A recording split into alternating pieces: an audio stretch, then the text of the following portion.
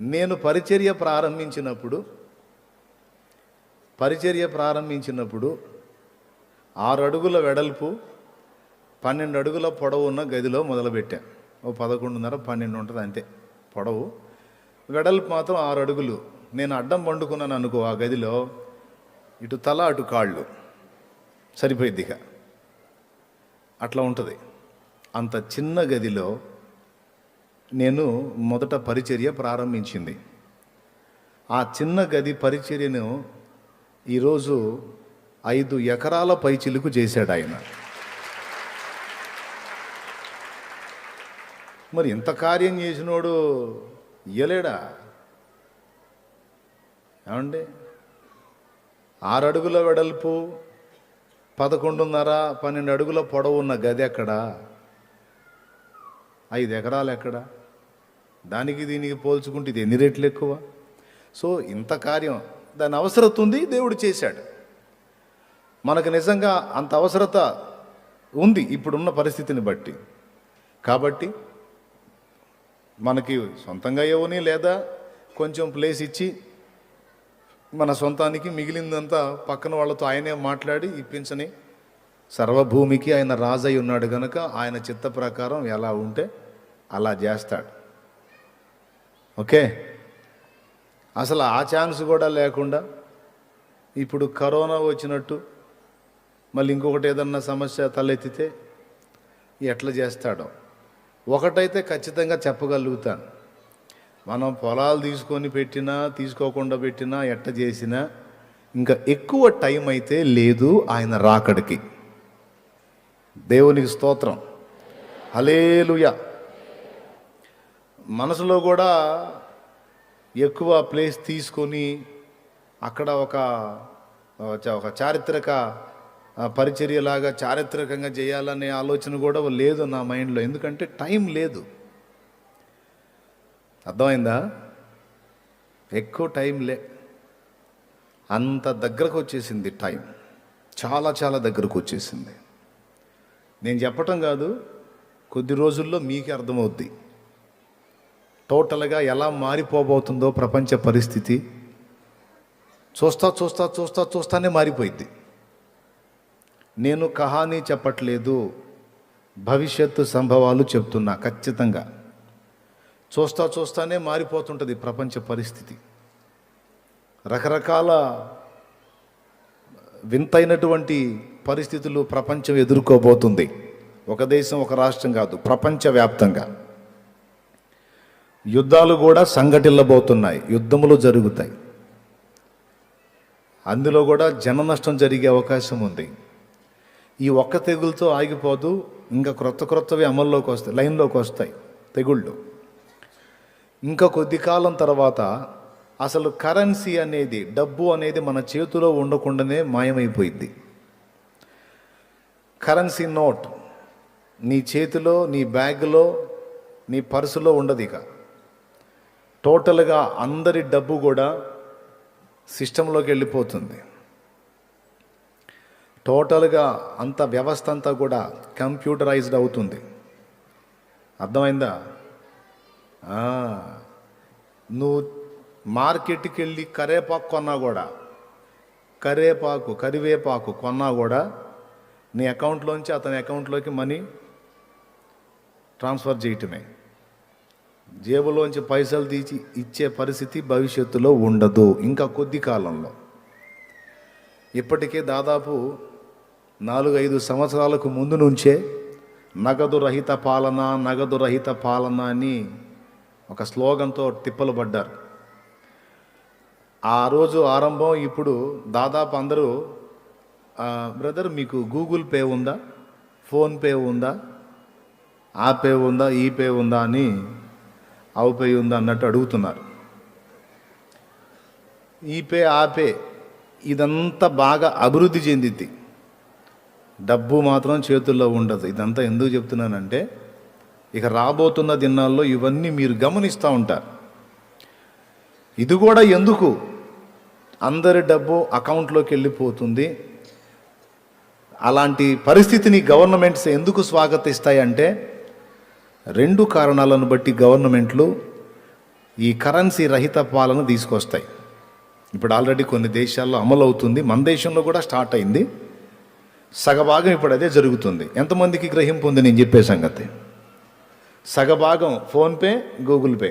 చెప్పు, ఏం పే అయిపోయింది.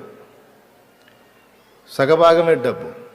గవర్నమెంట్లు ఎందుకు భవిష్యత్తులో అలాంటి కఠిన నిర్ణయం తీసుకొని టోటల్ మనీ అంతా కూడా అకౌంట్ల రూపంలో సిస్టంలోకి పంపిస్తాయంటే 2 కారణాలు. మొట్టమొదటిది, డబ్బు కరెన్సీ రూపంలో ఉంటే బ్లాక్ చేసుకోవడానికి అవకాశం ఉంటుంది.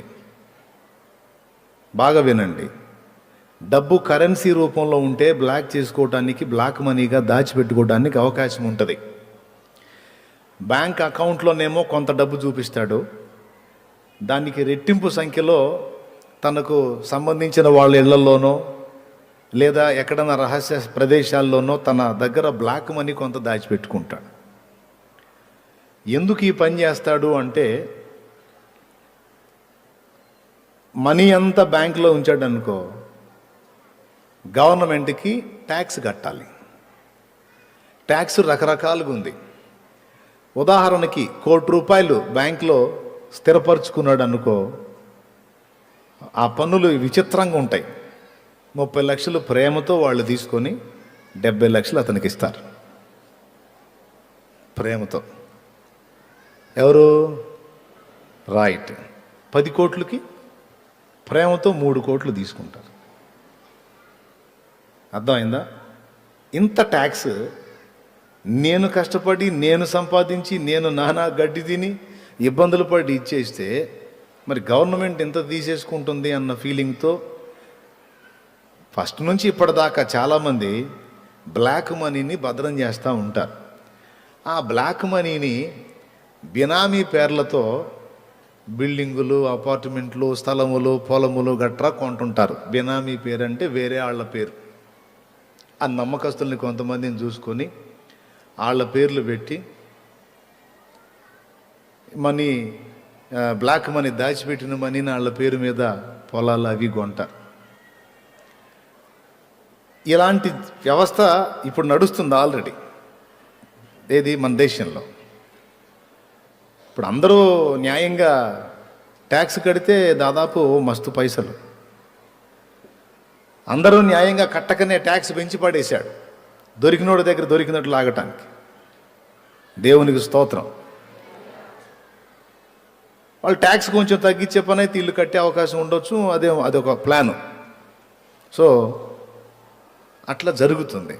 కాబట్టి మొత్తం కరెన్సీ లేకుండా అంతా అకౌంట్ల రూపంలోకి వచ్చేసేయాలి అన్నప్పుడు ఇంకేడ దాచిపెడతాడు? గుంట తీసి గుంటలో పెట్టాచి కాదు, ఎక్కడన్నా తీసుకెళ్ళి ఎవడింట్లోనన్నా పెట్టాచి కాదు. ఎందుకంటే దానికి రూపాయి నోటుకు విలువ లేదు కదా. అందరి డబ్బు అకౌంట్ల రూపంలోకి వెళ్ళిపోయినప్పుడు ఆధార్ కార్డు లింకు చేస్తాడు, పాన్ కార్డు లింక్ చేస్తాడు, ఇంకా ఏదో ఉంటుంది చెదారం మొత్తం లింకు చేస్తాడు. ఏ రూపాయి వీడికి వచ్చినా వెంటనే వాళ్ళకి సిగ్నల్ వచ్చేసిద్ది, వాడికి ₹1 వచ్చిందని. రూపాయి వచ్చిందా, మన వంతు లాగండ్రా అంటాడు. వాడికి ₹1,00,00,000 వచ్చిందా, 30 లక్షలు మనయ్యే తీసుకుంటా. ఆ విధంగా గవర్నమెంట్కి డబ్బంతా కూడా మస్తు చేరుతుందన్నమాట. నగదు రహిత పాలన తీసుకొస్తే, అందరి మనీ అకౌంట్ల రూపంలోకి వచ్చేస్తే అకౌంట్లన్నీ గవర్నమెంట్ చేతుల్లో ఉంటాయి. ఎవడు ముసుగులో పెట్టడానికి ఉండదు. ఇక ఎవడు ఏది కొన్నా లెక్క చెప్పాలా. ఒక 20 లక్షలు తీస్తే ఎందుకు తీసావు, 20 లక్షలతో ఏం కొన్నావు, వేస్తే ఎక్కడి నుంచి తీసుకొచ్చేసావు, 20 లక్షలు ఒక్కసారి ఎట్లా వచ్చినాయి నీకు, వేస్తే లెక్క, తీస్తే లెక్క. ఆ విధంగా టోటల్గా దానికి ట్యాక్స్ వసూలు చేస్తూ ఉంటున్న పరిస్థితి.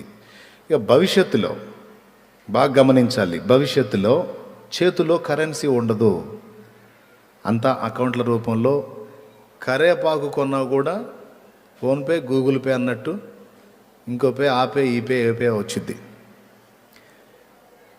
అంతే తప్ప డబ్బు మాత్రం ఉండదు. ఎందుకంటే బ్లాక్ మనీగా దాచిపెట్టుకోవడానికి ఛాన్స్ లేకుండా ఇలాంటి విధానాన్ని గవర్నమెంట్స్ స్వాగతిస్తున్నాయి.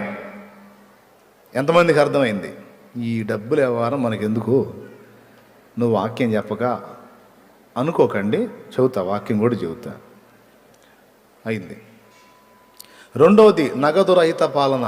డబ్బు లేకుండా, అంటే కరెన్సీ చేతిలో పట్టుకునే పరిస్థితి లేకుండా అంత అకౌంట్ల రూపంలోకి ఎందుకు అంటే, రెండో కారణం చెప్తా. ఇది మేజర్గా చూపించి మరీ వాళ్ళు అలా చేసే అవకాశం ఉంది. అదేంటంటే, మొన్న కరోనా వచ్చింది. కరోనా వచ్చినప్పుడు కరోనా రకరకాల కారణాల చేత వస్తుంది. ప్లాస్టిక్ దాని మీద పడితే 5 రోజులు, నీళ్లలో పడితే 3 రోజులు, నేల మీద పడితే 2 రోజులు, ఆడబడితే ఇన్ని రోజులు, ఏడబడితే అన్ని రోజులు అని ఆ వైరస్ ఇన్ని రోజులు జీవించి ఉంటుంది అని చెప్పారు కదా. ఆ చెప్పే పరంపరలోనే కరెన్సీ ద్వారా కూడా కరోనా వ్యాప్తి జరుగుతుంది అని ఒక దుమారం లేపారు. కరెన్సీ ద్వారా కూడా కరోనా వస్తుందంటే టోటల్ వ్యవస్థ స్తంభించిపోయింది. ఎందుకంటే పైసలు చేతులతో తీసుకోవాలి కదా. పాపం గ్లౌజులు మాస్కులు వేసుకొని చాలా యాతనలు పడ్డారు. అప్పటికి కూడా డబ్బుల్ని తీసుకోవాలి. డబ్బులు కూడా మళ్ళా ఏంటిది, ఏమంటారు దాన్ని, శానిటైజింగ్ చేసి నానా అగచాట్లు. దానికి కూడా సమస్య అవుతుందేమో, దానివల్ల కూడా వైరస్ వస్తుందేమో. కరోనా అయితే ఈ కరెన్సీ నోటు వల్ల వచ్చిందో రాలేదో తెలియదు, కానీ భవిష్యత్తులో విచిత్రమైన తెగుళ్ళు రాబోతున్నాయి. ఖచ్చితంగా అవి వాటి మీద కూడా మనకి సోకే అవకాశం ఉంది అన్న భయంతో ఆ కరెన్సీ. ఎందుకంటే ఏ కాగితాలు కూడా అందరి చేతుల్లోకి వెళ్ళవు, కానీ అందరి చేతులను చుట్టొచ్చే దమ్ము సత్తా ఉన్నది మాత్రం కరెన్సీకే. ఎంతమంది ఒప్పుకుంటారు? అసలు నేను పుట్టింది మొదలుకొని ఇప్పటివరకు ఒక్కసారి కూడా డబ్బును ముట్టలేదు అన్నోళ్ళు చేతులు ఎత్తండి. అసంభవం. అందరూ పైసలు ముట్టిన వాళ్ళే. అర్థమైందా? పుట్టింది మొదలుకొని ఇంతవరకు పెన్ను ముట్టలేదు అన్నోడు ఉండొచ్చు, వేరే పేపర్ ముట్టలేదు అన్నోడు ఉండొచ్చు, వేరే ఏమైనా ముట్టలేదు అన్నోడు ఉండొచ్చు. డబ్బు ముట్టలేదు అన్నోడు మాత్రం కష్టం. ఓకేనా? సో ఖచ్చితంగా డబ్బు అందరి చేతుల్లోకి తిరుగుతూ ఉంటుంది కనుక వైరస్ వ్యాప్తి చెందిద్ది అన్న నెపంతో కరెన్సీని రద్దు చేస్తున్నాం. మీరు ఉదాహరణకి 1,00,000 రూపాయలు మీ దగ్గర ఉందనుకో, బ్యాంక్ దగ్గరికి వెళ్ళి ఆ 1,00,000 రూపాయలు ఇచ్చేసి అకౌంట్ ఓపెన్ చేసుకొని అకౌంట్లో వేసేసుకోండి. బ్యాంక్ కూడా ఏం చేస్తాడు, మాకు ఆ లెక్క చెప్తాడు. మేము ఆ నోట్లన్నిటినీ కాల్ చేయటమో లేకపోతే ఏదో ఒకటి చేసేస్తాం మేము అనే ప్రతిపాదన ఏదో ఒకటి తీసుకొచ్చి, ఎందుకు వైరస్ వ్యాప్తి కాకుండా ఇలా చేస్తున్నాం అని మీకు ఆల్రెడీ ఉన్న మనీని అకౌంట్ రూపంలో తెచ్చుకోండి ప్రేమగా చెప్తే అందరూ తీసుకెళ్ళి డబ్బులు వాళ్ళకి అప్పచెప్పి అకౌంట్లో ఓపెన్ చేసుకుని అందులో వేస్తారన్నమాట. దేవునికి స్తోత్రం చెబుదాం, గట్టిగా చెబుదాం. ఈ విధంగా భవిష్యత్తులో ముందు చెప్పిన బ్లాక్ మనీ సమస్యను బట్టి కానీ, లేదా ఇప్పుడు చెప్పినటువంటి వైరస్ సమస్య వల్ల కానీ ఎక్సెట్రా అందరి డబ్బు అకౌంట్ల రూపంలోకి వెళ్ళిపోతుంది. ఎవరి చేతిలో కరెన్సీ నోటు ఉండదు. ఇలా ఎప్పుడైతే జరిగిందో వినండి, అందరి చేతిలో కరెన్సీ తొలగించబడి మనీ అంతా కూడా అకౌంట్ల రూపంలోకి వెళ్ళిపోయింది. ఎప్పుడైతే ప్రపంచం అంతటా అలాగ అయిపోతుందో, ఇక అంత్య అబద్ధ క్రీస్తు రాకకి మార్గం సుగమం అయ్యింది. ఎందుకంటే వాడు ఇక కొద్ది రోజులకు లైన్లోకి వస్తాడు. అంతా అలా అయిపోయినా కొద్ది కాలానికి వాడు పగ్గాలు చేపడతాడు. వాడు పగ్గాలు చేపట్టిన తరువాత వాడు ఫస్ట్ మనల్ని ఇబ్బంది పెట్టేది అక్కడే. ఎక్కడ? పైసల దగ్గర. వాడు ప్రపంచమంతటికి ఏకరాజు అవుతాడు. వినండి, ఒక్కడే రాజు అవుతాడు. ఎట్లా అవుతాడన్నా? ఏ దేశానికి ఆ దేశం పరిపాలించుకుంటుంది కదా. ఇప్పుడు అన్ని దేశాల మీద వాడు ఒక్కడు ఎట్లా రాజు అవుతాడంటే ఆ పరిస్థితులు వస్తాయి. ఎలా వస్తాయి ఏంటనేది గతంలో చెప్పాను నేను మీకు. ఇంకా మళ్ళీ చెబితే బాగానే ఉంటుంది, చెప్పాలని కూడా అనిపిస్తుంది, కానీ మరి సమయం సరిపోదేమో. ప్రపంచానికి ఆ పరిస్థితులు వస్తాయి. ఏ పరిస్థితులు వస్తాయంటే, ఒక పక్క తెగుళ్ళతో చస్తుంటే జనం, మరో పక్క యుద్ధాలతో ఎక్కువ మంది చస్తారు. వినండి, ఇలా చనిపోవటం ద్వారా చూసిన వాళ్ళందరికీ కూడా ఒక రకమైన వేదన కలిగింది. ప్రపంచ దేశాలన్నిటికీ కూడా ఈ దారుణ మారణకాండ చూడలేకపోతున్నాం. ప్రకృతి విలయాలతో ఒక పక్క చనిపోతుంటే, యుద్ధాలతో ఒక పక్క చచ్చిపోతున్నారు. సరే, ప్రకృతి విలయాలంటే దైవికంగా వచ్చినాయి అనుకుందాం. యుద్ధాలు మన కర్మతో మనం చేసుకున్నాయి కదా. ఈ యుద్ధరహిత ప్రపంచం మాకు కావాలన్నట్టు ప్రపంచం అంతటా దేశాలన్నిటా ఒక విప్లవం లెగుస్తుంది. వినండి, ఒక పక్క ప్రకృతి విలయాలతో చనిపోతుంటే, మరో పక్క యుద్ధోన్మాదంతో చచ్చిపోతుంటారు కదా. ప్రపంచ ప్రజలు అన్ని దేశాలలో ఒక విప్లవం లేచింది. ఏమనంటే, ఈ దారుణ మారణకాండ మేము చూడలేము. ఒక్కొక్కడు రెడీ చేసి పెట్టుకున్నారు అణుబాంబుల్ని, రకరకాల క్షిపణుల్ని రెడీ చేసి పెట్టుకున్నారు.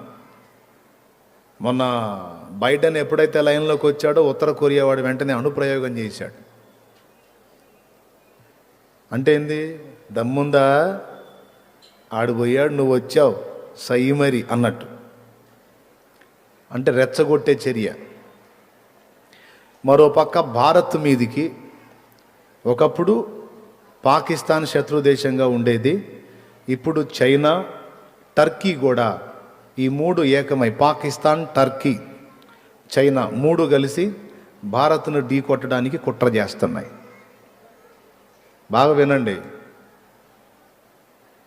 అర్థమైందా? తర్వాత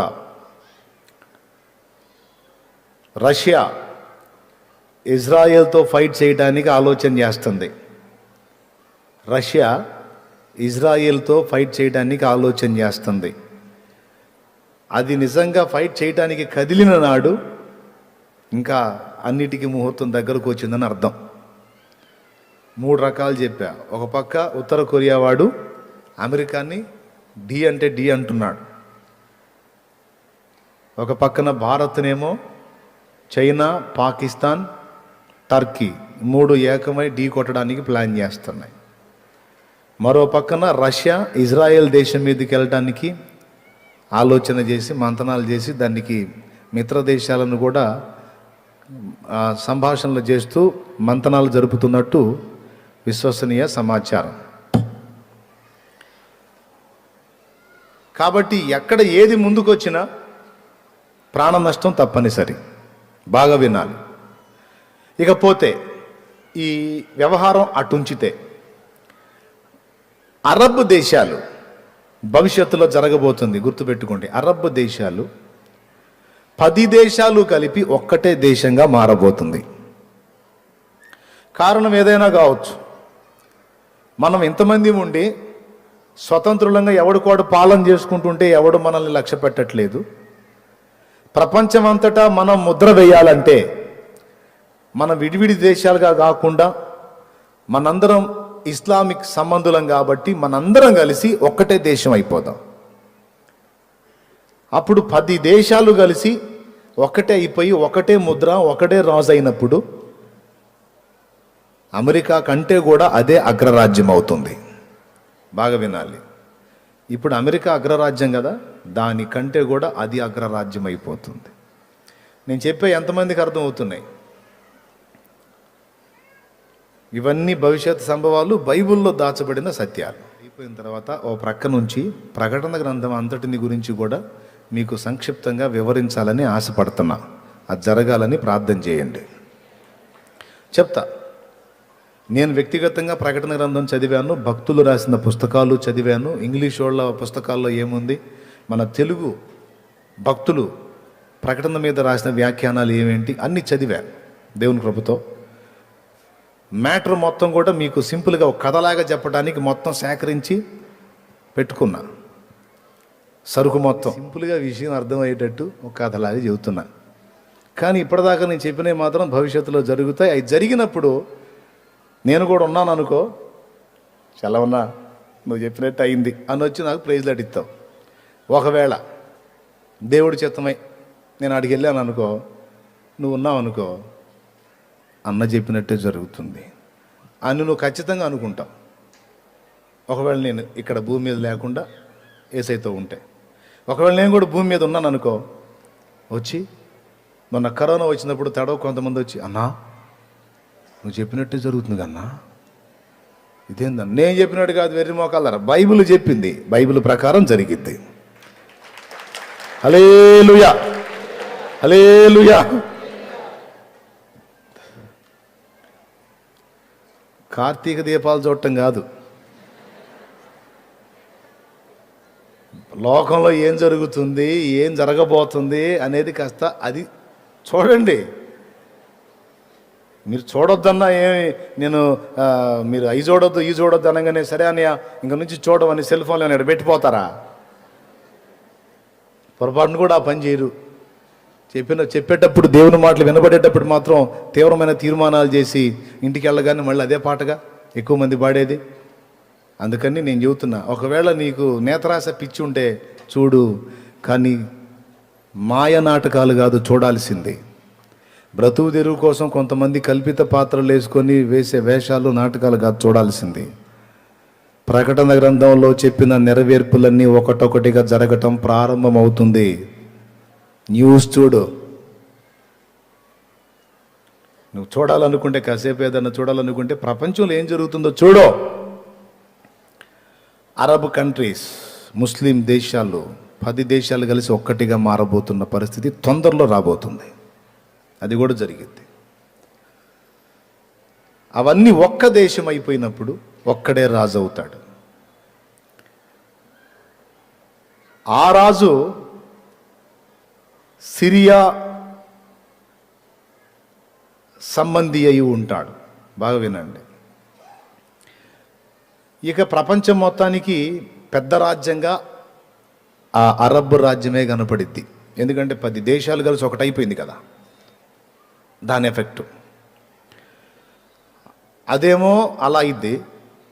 ఇక మిగిలిన దేశాలన్నీ కూడా ఒకదాని మీద ఒకటి డి అంటే డి అని కొట్టుకొని ప్రాణ నష్టం జరిగి అన్ని దేశాల్లో ప్రజలు మాకు యుద్ధరహిత పరిపాలన కావాలి అని నినదిస్తారు.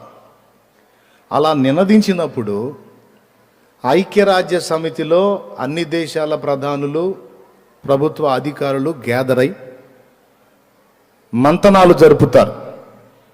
ఏం చేద్దాం, ప్రజలందరూ ఇలాగ మొత్తుకుంటున్నారు, మా దేశంలో ఇలాంటి వ్యతిరేకతలు వస్తున్నాయి అంటే మా దేశంలో కూడా వస్తున్నాయి, మా దేశంలో కూడా వస్తున్నాయి, అందరికీ అదే గొడవ. ఏం చేద్దాం. అప్పటికే 10 దేశాలు ఏకమై ఒక్కటై పరిపాలించుకుంటున్నాయి కదా హాయిగా. ఇక గ్యాదర్ అయినటువంటి ఈ ప్రధానులందరికీ కానీ, ఇక పెద్ద అధికారులకు కానీ ఒక్కటే ఆలోచన వచ్చింది. 2 దేశాలు విడివిడిగా ఉంటే యుద్ధం తప్పనిసరి. ఈడు వాడి మీద అతిశయించవచ్చు, వాడు ఈడి మీద అతిశయించవచ్చు, ఎవడు నోరు సారినా ఇంకొకడు కొట్లాడికి వస్తాడు. అదే 2 దేశాలు విడివిడిగా ఉండకుండా 2 ఒకటైపోయినాయి అనుకో, ఇంకా ఫైటింగ్ చేయడానికి ఇంకొకడు లేడుగా. కాబట్టి వాళ్ళు 10 మంది కలిసి ఒక్కటైపోయి అంత చక్కగా పరిపాలించుకుంటున్నప్పుడు మనం ఓ పని చేద్దాం, మనందరం కలిసి ఒక్కటైపోదాం. ఇప్పుడు అందరు ప్రధానులు ఉంటారు కదా, అందరు ప్రధానుల పేర్లు రాద్దాం. అఫ్కోర్స్ యాజ్ ఇట్ ఈజ్కి ఇలానే జరగకపోవచ్చు, ఏది పేర్లేసి చీటీ తీసే సెక్షన్ జరగకపోవచ్చు, కానీ మొత్తం మీద మాత్రం అందరం కలిసి ఒక్కటే దేశం అయిపోదాం అనేటువంటి తీర్మానం అయితే జరిగింది.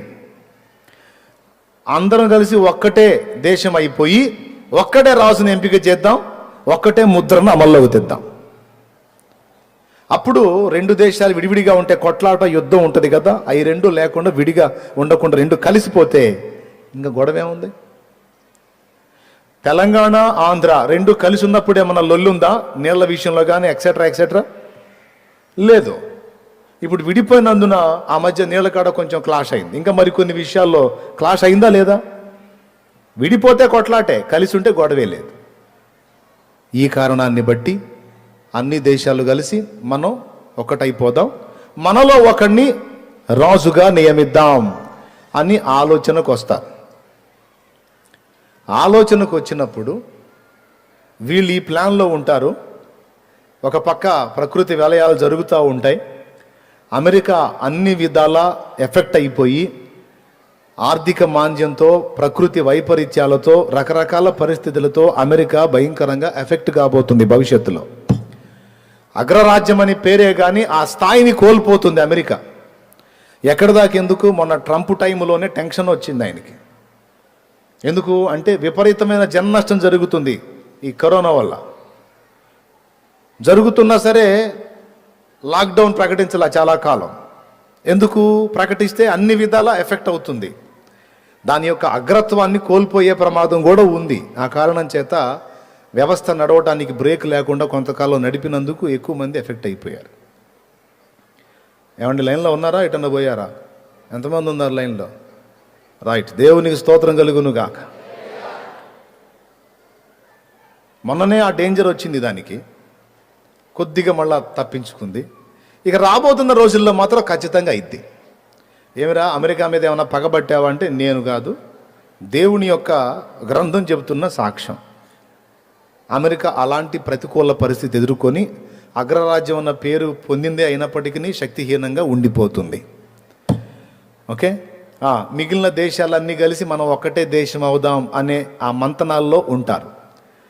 ఆ ప్రక్క 10 మంది రాజులు ఏకమై ఒకటికే రాజ్యాన్ని అప్పచెప్తారు. దాన్ని దశరాజ్య కూటమి అంటారు. ఆ దశరాజ్య కూటమికి ఒకడు రాజుగా ఉంటాడు కదా, వాడు పరిపాలన మొదలు పెడతాడు. ఆ పరిపాలన బాగానే ఉందని వీళ్ళు అనుకుంటారు. వినండి, ఎవరు? ఈ మిగిలిన దేశాల వాళ్ళు. దాన్ని బట్టి మనం కూడా ఒకటైపోదాం, ప్రపంచమంతా ఒకటే దేశం అయిపోదామని ఆలోచన చేస్తారు కదా. ఈ మంతనాలు జరుగుతున్న టైంలో అక్కడ ఆ 10 దేశాలకు ఒకడే రాజు అవుతాడని చెప్పాను కదా, అరబ్ దేశాలకి. ఆ ఒక రాజు మీద 10 మంది అప్పచెప్పారు వాడికి అధికారం. అందులో 3 రివర్స్ అయ్యి అతని మీద తిరుగుబాటు చేస్తారు. నువ్వేదో మంచోడు అని, నువ్వు మంచిగా వెళ్తావని మేము నీకు అవకాశం ఇచ్చాం, కానీ నువ్వు మాకు అభ్యంతరకరమైన రీతిలో పాలన చేస్తున్నావు కనుక నీ అధికారానికి మేము ఒప్పుకోము అని రివర్స్ అవుతారు. నేను ఇప్పుడు రాజుని, నా మీద ఎదురొస్తారా మీరు? నా మీద తిరుగుబాటు చేస్తారా? మీ అంతు తేలుస్తానని వాడు వాళ్ళ మీద ఫైట్ చేయడానికి ఇష్టపడతాడు. అప్పుడు వాళ్ళు ఏం చేస్తారంటే కుట్ర చేసి వాడిని చంపుతారు. ఆ 10 దేశాల మీద రాజుగా ఎవరైతే ఉంటాడో అతన్ని చంపుతారు. ఇప్పుడు అమెరికాలో మొన్న ఎవరెక్కారు? దిగిపోయిన ఆయన పేరు ఏం పేరు? పెద్దగా చెప్పండి, పెద్దగా చెప్పాలి. ట్రంప్ దిగిపోయాడు. ఎవరెక్కారు? బైడెన్. అమ్మ, పిల్లలు కూడా అంటున్నారు ట్రంప్ దిగాడంట, బైడెన్ ఎక్కాడంట. ఒరే బాబు, ఒక మాట చెప్పండి, తమిళనాడు ముఖ్యమంత్రి ఎవరు నాన్న? తెల్వది. ఒరిస్సా ముఖ్యమంత్రి ఎవరమ్మా? తెల్వది. మహారాష్ట్ర ముఖ్యమంత్రి ఏమో. కర్ణాటక ముఖ్యమంత్రి ఏమో. మీరు చెప్పండి, చాలా వరకు తెలియదు. అరే, మన దేశంలో మన రాష్ట్రాలకు ఉన్న ముఖ్యమంత్రులు ఎవడో మనకు తెలియదు, కానీ అమెరికా అధ్యక్షుడు మాత్రం ఎవడు దిగిన ఆయన పేరు ఏం పేరు బాబు అంటే పిల్లలతో సహా ట్రంప్ అన్నారు. ఎక్కిన ఆయన ఎవరయ్యా అంటే బైడెన్ అన్నారు. అంటే అమెరికా అగ్రరాజ్యం కనుక మన పక్క రాష్ట్రాల ముఖ్యమంత్రులు కూడా మనకు తెలియదు, కానీ అమెరికాలో ఏం జరుగుతుందో, ఎవడు ఎక్కుతున్నాడో ఎవడు దిగుతున్నాడో ఎప్పటికప్పుడు మనకి సమాచారం ఉంటుంది. ఎందుకంటే అది అగ్రరాజ్యం యొక్క ఘనత. మరి ఈ మాత్రం అమెరికాకే ఈ స్థాయి ఉంటే 10 దేశాలకు ఒక్కడే రాజు అయిన వాడు టాప్ నంబర్ 1లో ఉంటాడు, టాప్ 1లో ఉంటాడు. అంటే వాడి యొక్క చావు బ్రతుకు విధానం అంతా కూడా మనకు తెలుసుద్ది. ఎంతమందికి అర్థమవుతుంది? మళ్ళీ మీరు ఓకేనా? మనకు తెలిసిద్ది. కాబట్టి ఫలానా దేశాల మీద అధిపతిగా అయిపోయిన ఆ రాజు గారిని ఫలానా కారణం చేత చంపారట. ప్రజల సందర్శనార్థమై ఆయనను ఇదిగో ఇలాగ ఉంచారు అని ఆయనని అలా పెట్టి అందరూ చూడటానికి 3 రోజులనో 5 రోజులనో ఉంటుంది కదా. పెద్ద పెద్దోళ్ళు పోతే వెంటనే తీసుకెళ్ళి గుంటలో పెట్టరు. మామూలు వాళ్ళు పోతే పోయిన దాకా ఇబ్బందే, పోయినోడిని బూడ్చిపెట్టిన దాకా ఇబ్బంది. మా పేణం తీస్తుంటా. ఒక్కొక్కళ్ళు అయితే సమాధి కార్యక్రమం దగ్గర ఒక్కొక్కళ్ళు అయితే ఏం తపన పడుతుంటారో. మనోడు ఎవరైనా వాక్యం చెబుతున్నాడు అనుకో, పరిగెత్తుకుంటూ వస్తాడు, పాస్ గారు కానండి అంటాడు. అరే చచ్చిపోయినోడు రా పాపం, ఆ కుటుంబం చూస్తున్నారండి, తొందరగా తీసే అరే సచ్చిందాకా ఆలస్యమే, తీసుకెళ్ళి బూడిచిపెట్టిందాకా ఆలస్యం ఎందుకు, ఇక ఎన్ని చెప్పుకున్నా ఎన్ని అనుకున్నా పోయినోడు రాడుగా అని వీడి ఫీలింగు. బయటోడు కాదా, కుటుంబ సభ్యులే, సొంత వాళ్ళే. ఇంకెందుకు, ఇంకా కానిచ్చేద్దాం, ఇంకెవరు లేరు, ఇంకొచ్చేది ఎవరు లేరు, ఇంక వెళ్ళిపోవటమే. తొందరపడుతుంటారు. కానీ ప్రపంచం మొత్తం గుర్తించినటువంటి వ్యక్తి చేస్తే డింగ్మని తీసుకెళ్ళి గుంట్లో పెట్టరు. చూడటానికి ప్రజల సందర్శనార్థమే అతనిని భద్రపరిచి అందరూ చూడటానికి ఏర్పాటు చేస్తారు. అలాగా అతనిని 3 దినాలు ప్రజల సందర్శనార్థమే ఉంచుతారు. ఉంచినప్పుడు అతడేం చేస్తాడంటే 3వ రోజు అందరూ చూస్తూ ఉండగానే దిగ్గున లేచి కూర్చుంటాడు చచ్చిపోయినవాడు. ఆ వింత ఇప్పుడు టీవీలు మారిపోయి సెల్ ఫోన్లు వచ్చినాయిగా, బాత్రూంలో కూర్చొని సెల్ చూసేవాడికి కూడా సమాచారం అందిద్ది. దేవునికి స్తోత్రం, హల్లెలూయా.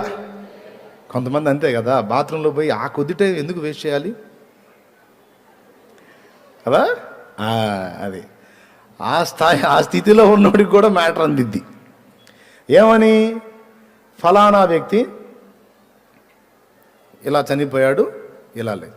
ఇప్పుడు సింపుల్, ఇప్పుడు మన టీవీలో ఎంత డెవలప్ అయినాయి చూడండి. న్యూస్ వాళ్ళు స్టేజీ మీద మెట్లు ఎక్కిపోతా ఒక మంత్రి గారి కాలు జారిందనుకో, మొన్న ఆ మధ్య ఎవరు కూతురో పాపం జారి పడింది. ఆమె పడింది ఒకసారి, టీవీ వాళ్ళు 1000 సార్లు పడేశారు ఆమెని. ఆమె పడింది ఒకసారి, పడ్డది, దులిపేసుకొని లేచి వెళ్ళిపోయింది. ఆమె పనిలో ఆమె ఉంది. ఆ పొద్దున్న నుంచి సాయంత్రం దాకా ఆమె పడుతూనే ఉంది.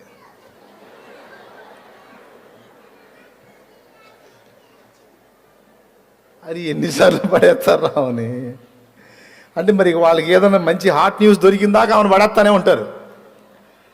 కాబట్టి ఏ చిన్న టెంకాయను కూడా వదిలిపెట్టరు కదా న్యూస్ వాళ్ళు. అలాంటిది ఏకదం అందరి ముందు సచ్చినోడు తిరిగి లెగిస్తే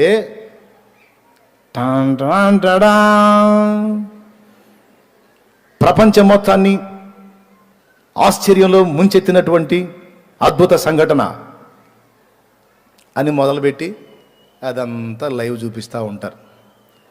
ఇక అందరికి కూడా మైండ్ బ్లోయింగ్. రియల్గా అందరి ముందు చనిపోయాడు, రియల్గా అందరి ముందు 3వ నాడు తిరిగి లేచాడు. తిరిగి లేచిన తర్వాత వాడు అంతటితో ఊరుకోడు.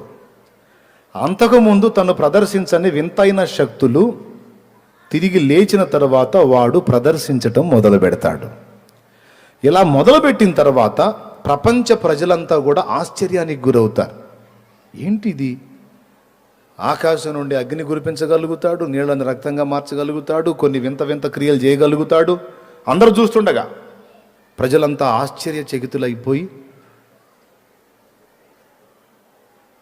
వింతగా ఆయన్ని గమనిస్తూ ఉంటారు. అయ్యా ఇంతకి తమరెవరు అని అడుగుతారు.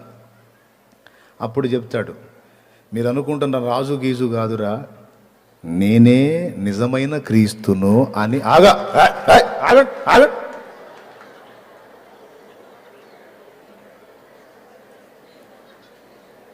వాడు అబద్ధ క్రీస్తు, దొరికితే చాలు ఇక ఎగబడి కొట్టడమే. దేవునికి స్తోత్రం కలుగును గాక. ఓకేనా? వాడు అబద్ధ క్రీస్తు. వాడేం చెబుతాడు? నేనే క్రీస్తు అని అబద్ధం చెబుతాడు. క్రీస్తుని అనుటకు రుజువులు ఇవిగో అని చచ్చి తిరిగి లేచిన ఘట్టం ఒకటి వాడుకుంటాడు. తర్వాత కొన్ని ఏర్పరచబడిన వారిని సైతం మోసగించుటకు చూడు, కావాలంటే ఉంది లేఖనంలో, మత్తయి సువార్త 24:24. త్వరగా ఈ ఒక్కడు చూడండి, ఇంక మిగిలిన నేను తర్వాత ఎప్పుడైనా చూపిస్తాలే. త్వరగా చూడండి. అబద్ధపు క్రీస్తులను అబద్ధపు ప్రవక్తలను వచ్చి సాధ్యమైతే ఏర్పరచబడిన వారిని సహితము మోసపరచుటకై గొప్ప సూచక్రియలను మహత్కార్యములను కనపరచెదరు. అది లెక్క. ఇక వాడు సూచక్రియలు మహత్కార్యాలు గొప్ప గొప్ప కార్యాలు చేస్తా చూపిస్తా ఉంటాడు కదా. ప్రజలంతా కూడా నజరేయుడైన యేసు కాదు లోకరక్షకుడు, ఇదిగో ఈయన అని భూజనులందరూ చావు దెబ్బ తగిలి బ్రతికిన ఆ క్రూర మృగమును వెంబడించిరి అన్న ప్రకటన వచనం నెరవేరింది. భూజనులందరూ ఆశ్చర్యపడుచు దాని వెంట పోవుచుండిరి. అర్థమైందా? ప్రకటన గ్రంథంలో ఉంటుంది ఈ మాట. ఇక వాడు లైన్లోకి వచ్చేసి శాంతి మాటలు మాట్లాడుతుంటాడు మనోడు. నేను శాంతిని ఇవ్వడానికి వచ్చాను, నేను శాంతిని అనుగ్రహిస్తాను, అది ఇది. నేను ఇక లైన్లోకి వచ్చాను కనుక ఇక ప్రపంచం మొత్తాన్ని కూడా సమాధానంగా నేను పరిపాలిస్తాను, మీరు ఎదురు చూస్తున్న దేవుడిని నేను వచ్చేసాను, ఇక మీకు దిగులు లేదు అని వాగ్దానం చేసి హడావుడి చేస్తుంటాడు.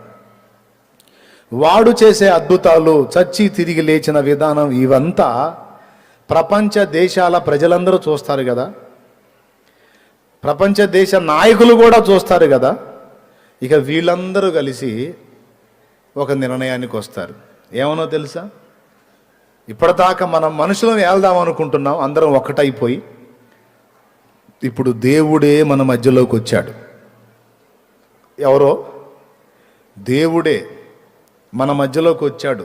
సాక్షాత్తు క్రీస్తే వచ్చాడు గనుక యేసుక్రీస్తు అంటేనే శాంతి సమాధానం కదా. కాబట్టి ఆ మహానుభావుడికి మనం పట్టం కట్టబెడితే ఇక మనం అందరం హ్యాపీగా ఉండొచ్చు. మనకి ఏది కావాలన్నా ఆయన అద్భుతాలు చేసేస్తుంటాడు, అందరినీ రక్షించేస్తుంటాడు, పోషించేస్తుంటాడు. ఇక ఏది జరిగినా ఆయన అనుమతి లేకుండా ఏది జరగదుగా.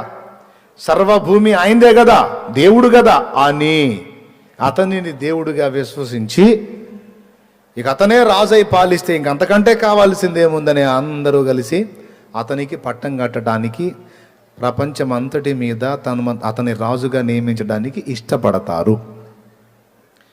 ప్రపంచమంతా ఇష్టపడిద్ది కానీ ఇశ్రాయేలు ఒప్పుకోదు. అర్థమైందా? ఇశ్రాయేలు ఒప్పుకోదు. క్రీస్తు ఆయన అని మీరు అంటున్నారు, కానీ అతను పుట్టింది వేరు, అతను ఆరాధించింది వేరు, అతని పితరులు వేరు.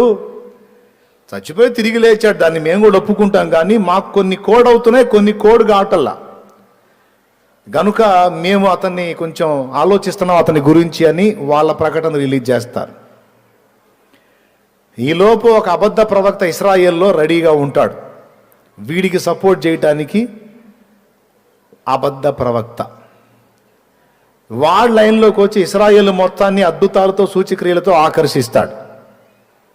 వాడికి కూడా అతీత శక్తులు ఉంటాయి అబద్ధ ప్రవక్తకి.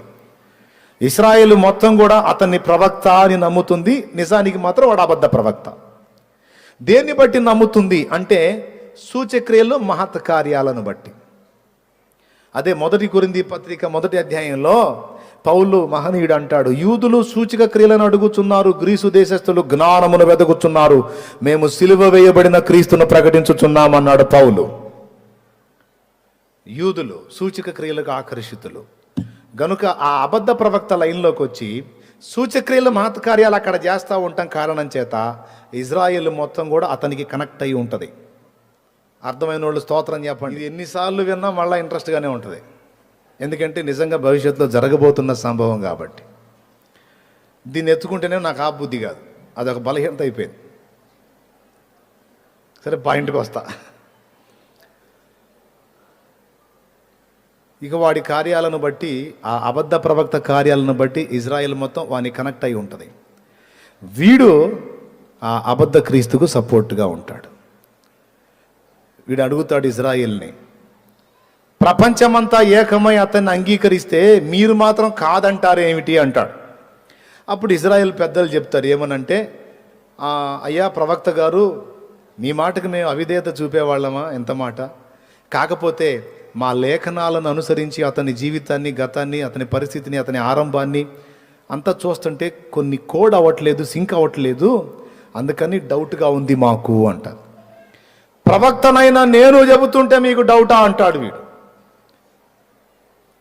అర్థమైందా? వాళ్ళ ఆలోచనలో పడతారు. అప్పుడు వాడేం ప్రతిపాదన చేస్తాడంటే, ఓ పని చేయండి, అట్టయితే ప్రపంచంలోని ఇతర దేశాల వాళ్ళందరూ ఏకమై అతడు మమ్మల్ని పర్మనెంట్గా ఏలవచ్చని తమ అధికారాన్ని అతనికి ఇవ్వడానికి ఇష్టపడ్డారు. సరే మీరేం చేస్తారంటే, పర్మనెంట్గా అతడే మా ఏలికాన్ని మీరు సంతకం పెట్టొద్దు, ఒక 7 ఏండ్లు అతడు మమ్మల్ని ఏలొచ్చు అని ఒక 7 ఏండ్లు అతని పాలనకు ఒప్పుకోండి. ఈ 7 ఏండ్లలో అతడు మనకు అనుకూలంగా ఉంటే ఏం లేదు, ప్రతికూలంగా ఉంటే అప్పుడే మనం వైదొలుగుదాం. ఎందుకంటే 7 ఏళ్ళుగా మనం రాస్తాం కాబట్టి. ఈ పని ప్రపంచంలో ఇంకా ఏ దేశమో చేయదు, ఇజ్రాయెల్ చేస్తుంది. మిగిలినవన్నేమో అతను శాశ్వతంగా మమ్మల్ని ఆలోచన సంతకాలు పెడితే, ఇజ్రాయెల్ మాత్రం 7 ఏండ్లే అతడు మమ్మల్ని ఏలాలి అని సంధి కుదుర్చుకుంటుంది. ఎప్పుడైతే ఇజ్రాయేలు 7 ఏండ్లు అతడు మమ్మల్ని ఏలవచ్చు అని సంధి సంతకం పెడుతుందో అప్పుడు ఇక వాడి గవర్నమెంటు రన్నింగ్లోకి వస్తుంది. ఇక స్టార్ట్. ఇక వాడు దేవుడు అన్నట్టు.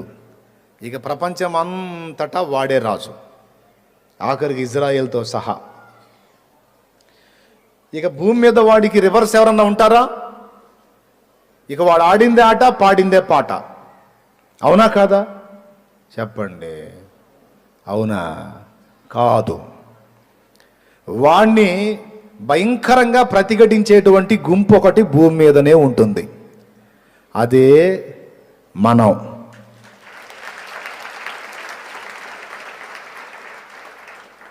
ప్రకటన గ్రంథ లేఖనాలు చెప్పిన ప్రకారం నువ్వు వచ్చావరా, నీ చరిత్ర మిగిలిన వాళ్ళకి తెలియదు, మాకు తెలుసు. మాకు నువ్వు కాదు క్రీస్తు, నజరేయుడగు యేసే మా క్రీస్తు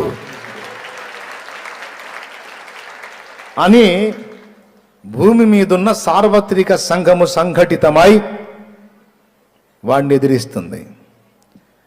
ఇక పరిశుద్ధులతో యుద్ధం వాడికి. పరిశుద్ధులు కూడా వాడితో ఎదురు తిరుగుతారు.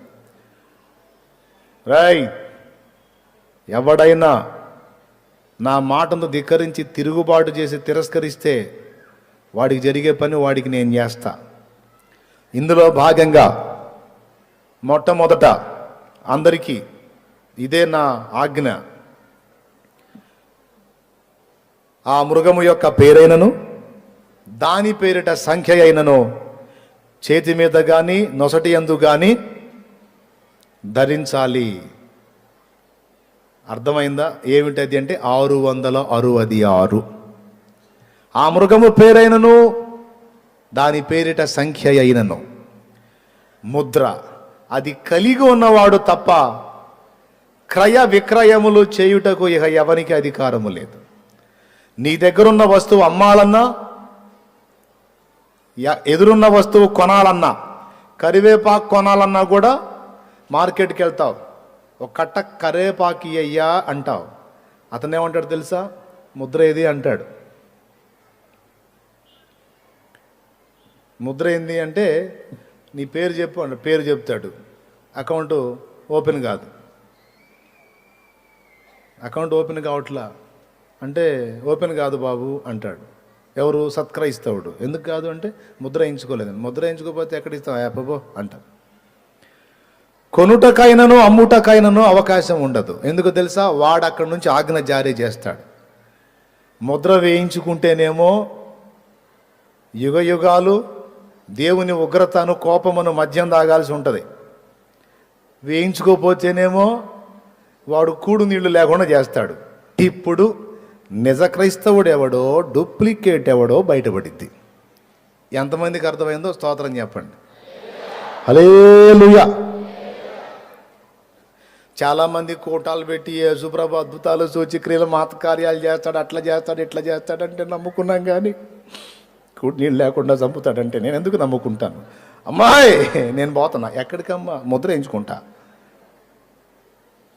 పిచ్చి మొహమా వాడి మొహం. వాడి పరిపాలన అంతా 3.5 ఏండ్లు. వాడు మనల్ని చంపినా లేక ఆకలితో మనం చచ్చినా నువ్వేం చింతపడొద్దు, మళ్ళీ యేసయ్య లేపుతాడు. నా మాట విను, వద్దు అని సత్క్రైస్తవురాలు తన తండ్రినో తల్లినో ఆపుతుంది. మరి అన్న వాడు కూడు నీళ్ళు లేకుండా చేస్తే మరి యేసయ్య మనకి ఏం చేస్తాడు?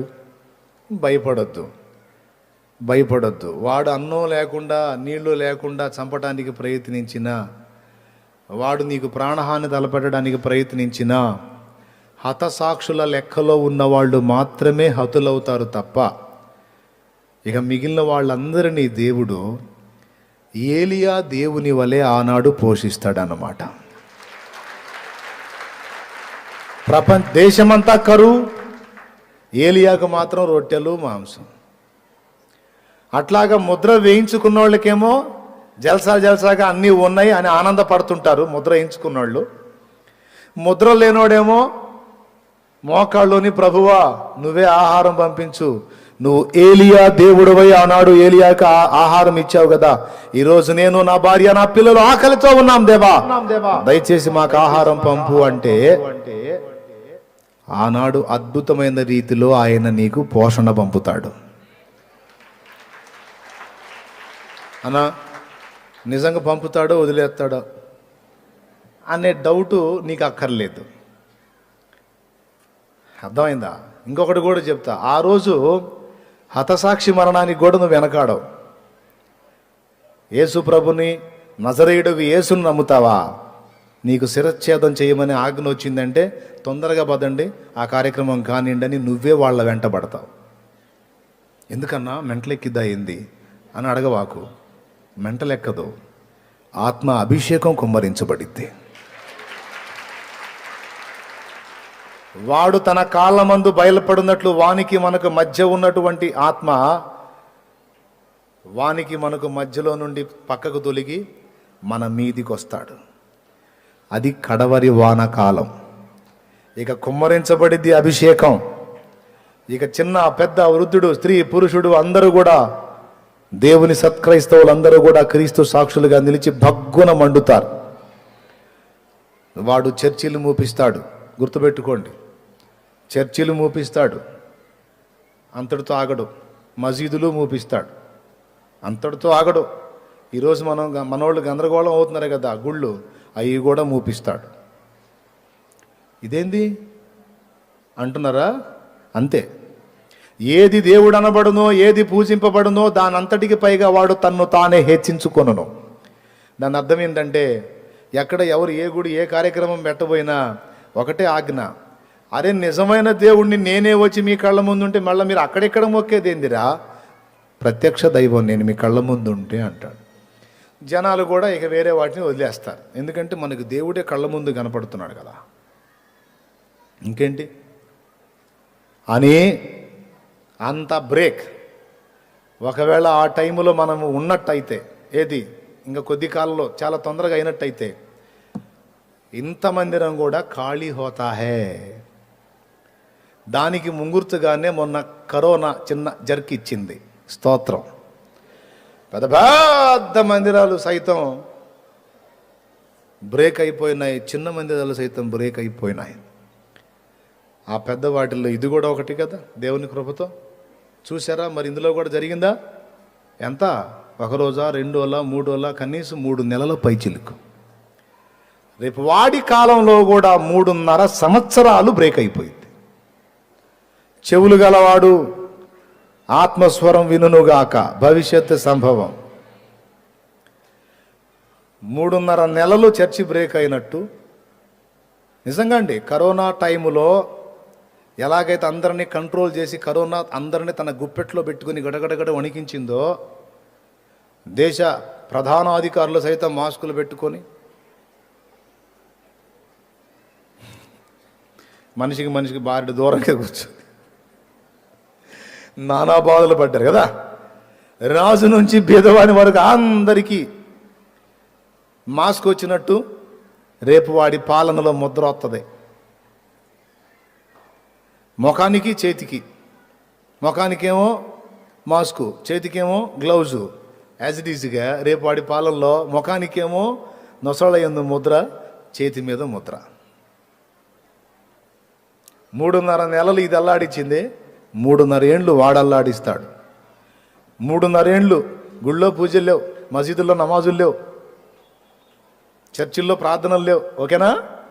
నేను అందుకే 2-3 సార్లు చెప్పాను కూడా, యాజ్ ఇట్ ఈజ్గా ఇది ఎలాగైతే వాతావరణం ఉందో ఇలానే వాడు వచ్చినప్పుడు ఉంటుంది లైన్లో అని చెప్పా. ఎంతమందికి అర్థమవుతుంది? అంటే చెక్ చేసుకుంటున్నాం మళ్ళా వైద్యం చెప్పిందని. అలా జరిగిద్ది. అప్పుడు ఇక అంతటా వాడిదే ఆరాధన, అంతా వాడికే భజన. ప్రతి ప్రాంతంలో వాడి విగ్రహం పెట్టేస్తాడు. ఆ విగ్రహానికి స్పెషల్ పవర్ ఉంటుంది. ఒక మనిషిలాగానే మనతో వ్యవహరిస్తుంటుంది అది. నేను చెప్పలా, బైబిల్లో ఉంది, అది మాట్లాడిద్దని ఉంది. చూస్తారా ఒక్కసారి ఆ వచనం? చూడండి, ప్రకటన గ్రంథం 13వ అధ్యాయము 14-15 వచనాల నుంచి చదువు తల్లి. కత్తి దెబ్బ తినియు బ్రతికిన ఈ క్రూర మృగమునకు ప్రతిమ అంటే బొమ్మను చేయవలెనని అది భూనివాసులతో చెప్పుచు ఆ మృగము ఎదుట చేయుటకు తనకి ఇయ్యబడిన సూచన వలన భూనివాసులు మోసపుచ్చుచున్నది. అది అబద్ధ ప్రవక్త అన్నమాట. ఓకే. మరియు ఆ మృగము యొక్క ప్రతిమ మాట్లాడినట్లును ఆ మృగము యొక్క ప్రతిమకు నమస్కారము చేయని వారిని హతము చేయనట్లును ఆ మృగము యొక్క ప్రతిమకు ప్రాణమిచ్చుటకై దానికి అధికారం ఇయ్యబడెను. ఈ విధంగా సపోర్ట్ చేసేది ఎవరయ్యా అంటే ఘట సర్పమేనా? పైన చెబుతున్నాడు. మరియు భూమిలో నుండి మరి ఒక క్రూర మృగం పైకి వచ్చడం చూచింది. గొర్రెపిల్ల కొమ్ము అంటే 2 కొమ్మలు దానికి ఉండి అది ఘట సర్పం వల్ల మాట్లాడుచుండాను. అది రైట్, ఘట సర్పం. అబద్ధ ప్రవక్త కాదు, వాడి లైన్లోకి వస్తాడు, ఇంకొక లైన్లోకి వస్తాడు. మొత్తం దుష్టత్రయం, 3. ఘట సర్పం ఒకటి, క్రూర మృగం అంటే అంత్య అబద్ధ క్రీస్తు, అబద్ధ ప్రవక్త. డైరెక్ట్గానే ఉంటుంది స్టేట్మెంట్.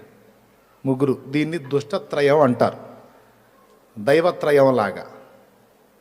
త్రియేక దేవుడైన యెహోవాను అన్నట్టు దైవత్రయం లాగా ఇది దుష్టత్రయం అన్నమాట.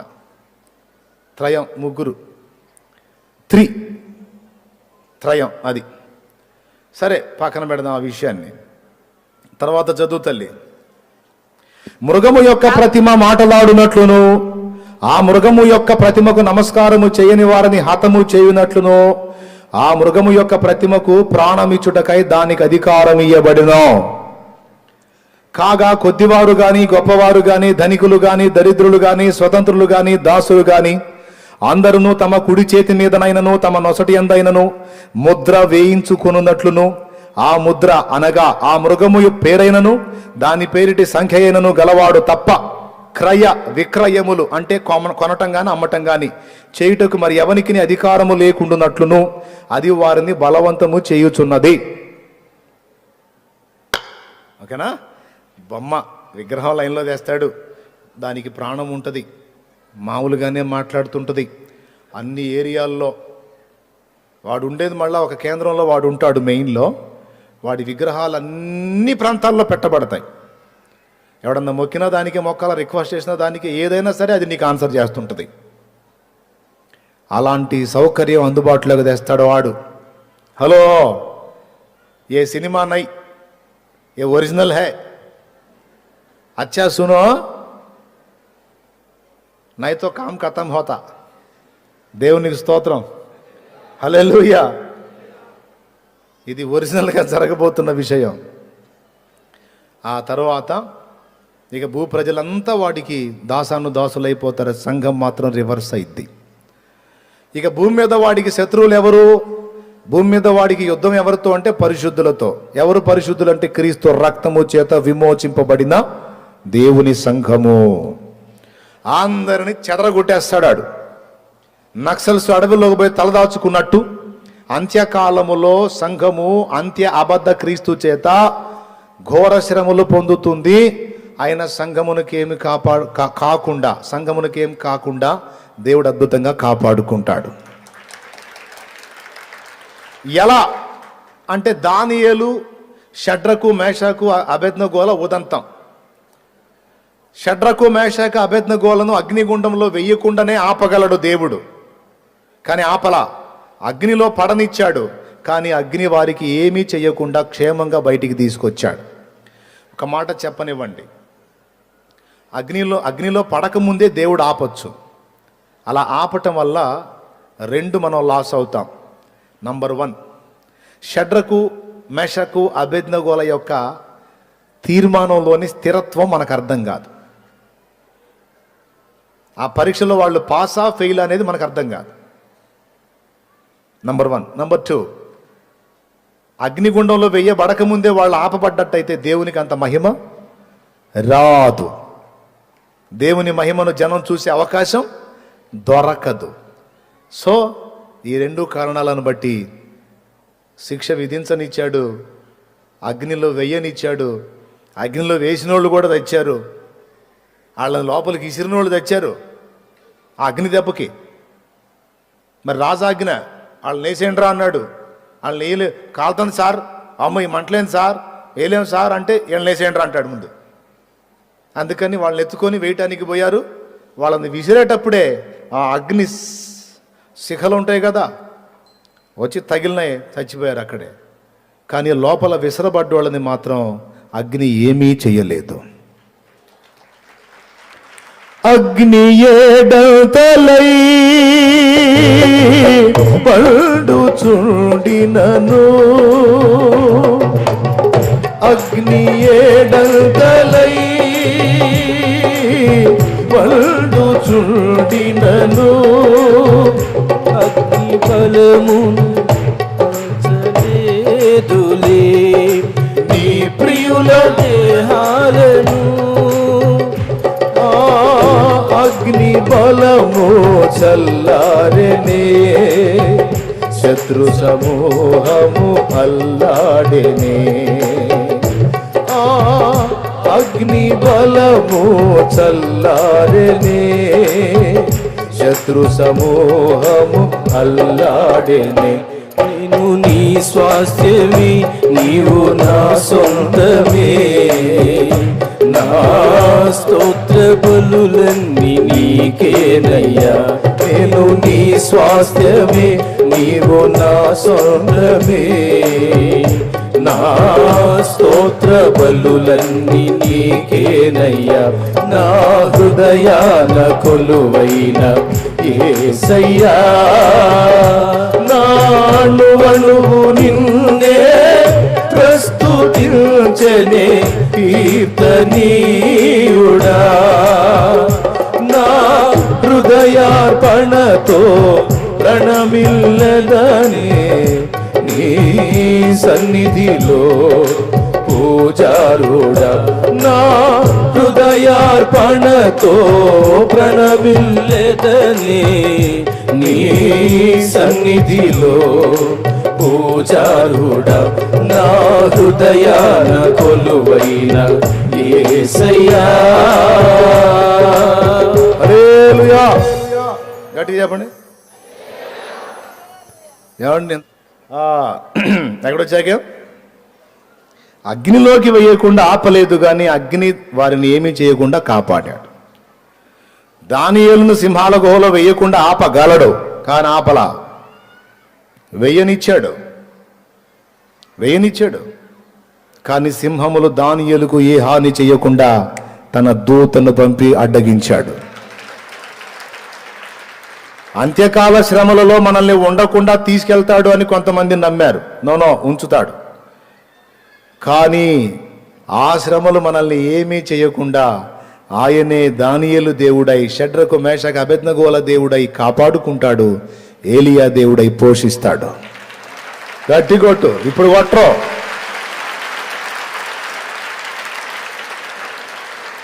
Okay, right. ఒక పక్కన దేవుని సంఘం ఇలాగా యాతన పడతా ఉంటే ఇక వాడు సంబరపడతాడు. క్రీస్తును గురించి సాక్ష్యం ఇచ్చేదానికి ఎవడికి సౌండ్ లేకుండా చేశా. ఇప్పుడు ఇక యేసు క్రీస్తును గురించి, నజరేయుడైన యేసును గురించి సాక్ష్యం ఇచ్చేదానికి పాస్టర్ కానీ, పరిచారకుడు కానీ, విశ్వాసి కానీ మొత్తం పరార్.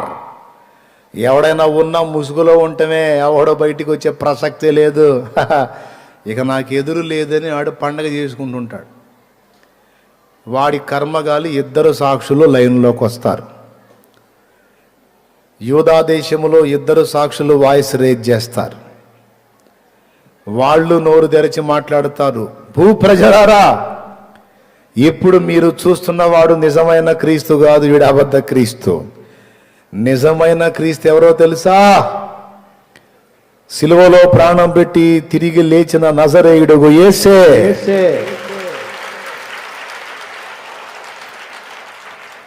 నేను నా ఇద్దరు సాక్షులకు అధికారం ఇచ్చేదన వారు 1260 దినములో ప్రవచించెదరు. ఎందుకు వాళ్ళు లైన్లోకి రావాల్సి వచ్చింది అంటే, భూమి మీద ఉన్న సంఘము, సంఘ నాయకులందరి స్వరాన్ని ఇడు బ్రేక్ చేస్తాడు, తొక్కి పట్టేస్తాడు. అక్కడ ఎవరు నోరు తెరవకుండా హుకుం జారీ చేసి అంతటా బ్రేక్. ఎవడు కూడా కూటాలు పెట్టం కానీ, ప్రార్థనలు కానీ, ఎక్సెట్రా మాట్లాడే పని లేదు. ఎవడని అట్లా కనపడితే అడౌట్. అంటే ఇక ఎవరు వచ్చి కూటం పెడతారు? ఎక్కడన్నా నలుగురు కోడేసి అయ్యగారు వాక్యం చెబుతున్నాడు అనుకో, ఆ నలుగురిని ఎత్తుతారు, అయ్యగారిని కూడా ఎత్తారు. అయ్యగారు చెబితే విన్నారా, వద్దంటే ఇప్పుడు తీసుకెళ్తున్నారు, ఏం చేస్తారో ఏమో అనరో సంతోషంగా. అర్థమైందా? సింహాల బోనుకైనా సంతోషముగా వెళ్ళి. ఇది కొంచెం దీర్ఘం తీసినట్టుంది కదా, అంతేనా పాట? కాదా? అంతేలే మీరు మరి. తర్వాత స్తుతి పాటలే పాడుమా, ప్రభు యేసునే వేడుమా. స్తుతి పాటలే పాడుమా, ప్రభు యేసునే వేడుమా, ప్రభు యేసునే వేడుమా. హల్లెలూయా పాట, యేసయ్య పాట పాడాలి ప్రతి చోట, పాడాలి ప్రతి నోట. హల్లెలూయా పాడాలి ప్రతి చోట, పాడాలి ప్రతి నోట. హల్లెలూయా హల్లెలూయా హల్లెలూయా హల్లెలూయా హల్లెలూయా హల్లెలూయా ఆమేన్. హల్లెలూయా హల్లెలూయా హల్లెలూయా హల్లెలూయా హల్లెలూయా హల్లెలూయా హల్లెలూయా హల్లెలూయా హల్లెలూయా హల్లెలూయా హల్లెలూయా హల్లెలూయా. హల్లెలూయా పాట, యేసయ్య పాట పాడాలి ప్రతి చోట, పాడాలి ప్రతి నోట. హల్లెలూయా పాడాలి ప్రతి చోట, పాడాలి ప్రతి నోట. కష్టాలు ఏ కలిగినా, కన్నీరులే మిగిలినా, స్తుతి పాటలే పాడుమా, ప్రభు యేసునే వేడుమా. స్తుతి పాటలే పాడుమా, ప్రభు యేసునే వేడుమా, ప్రభు యేసునే వేడుమా. హల్లెలూయా పాట, యేసయ్య పాట పాడాలి ప్రతి చోట, పాడాలి ప్రతి నోట. హల్లెలూయా పాడాలి ప్రతి చోట, పాడాలి ప్రతి నోట.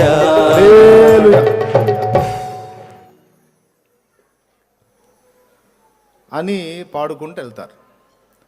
కొంతమంది సైడ్ అయిపోతారు. అంతటా నిశ్శబ్దం.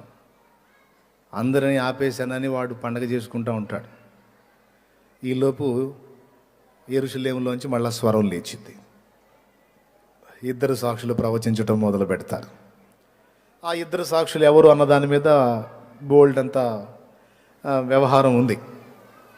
దాన్ని కూడా గతంలో చెప్పాను, మళ్ళీ ఒకసారి చెప్తా. ఈసారి ఎప్పుడన్నా చెప్తాలే వాళ్ళు ఎవరు అనేది. మళ్ళీ దానికి పోతే అన్ని నిరూపించుకుంటూ రావాలి, టైం పట్టిద్ది. దాన్ని పక్కన పెడదాం. ఇక వాళ్ళు ఒక పక్క ప్రవచిస్తుంటారు, బాగా వినండి. ఒక పక్క సంఘాన్ని వాడు తరుముతూ ఉంటాడు, ఇబ్బంది పెడతా ఉంటాడు. ఇజ్రాయెల్ జనాంగం కూడా నిమ్మళంగా ఉంటుంది. ఎందుకంటే వాడి పాలన చూస్తూ ఉంటుంది. వాళ్ళ ఆ లోపు దేవాలయం నిర్మాణం చేసుకుంటారు. అందులో అనుదిన బలి, మోషే ధర్మశాస్త్రం ప్రకారం యెహోవాకి ఈ బలి నైవేద్యాలు అర్పిస్తూ ఉంటారు. వాళ్ళ తంత అక్కడ జరుగుతూ ఉంటుంది. ఇక ఈ ముద్రల పరంపర జరుగుతుంటుంది. అందరూ ముద్ర ఎగబడి వేయించుకుంటారు. నాకై 666 కంటికి కనబడుతున్న దేవుని ముద్ర వేసేయండి అని ఎగబడి వేయించుకుంటుంటారు. సంఘం మాత్రం ముద్ర వద్దంటుంది. ముద్ర లేకపోతే ఫుడ్ ఉండదు, లేకపోతే పోషిస్తాడు, అయినా పర్వాలేదు, ఆకలితో చచ్చినా పర్వాలేదు, ఏం పర్లేదు. ఉన్నా 3:30, చచ్చినా 3:30. అంతేనా? ఏదంటారు కదా, ఏనుగు బతికినా 10 ఏంటి, ఏం చెప్పరు? సరేలే, మనకు తెలియని సామెతలు ఎందుకు. బతికి ఉన్నా 3:30, ఎందుకంటే తర్వాత వచ్చేస్తాడు. చచ్చినా 3:30.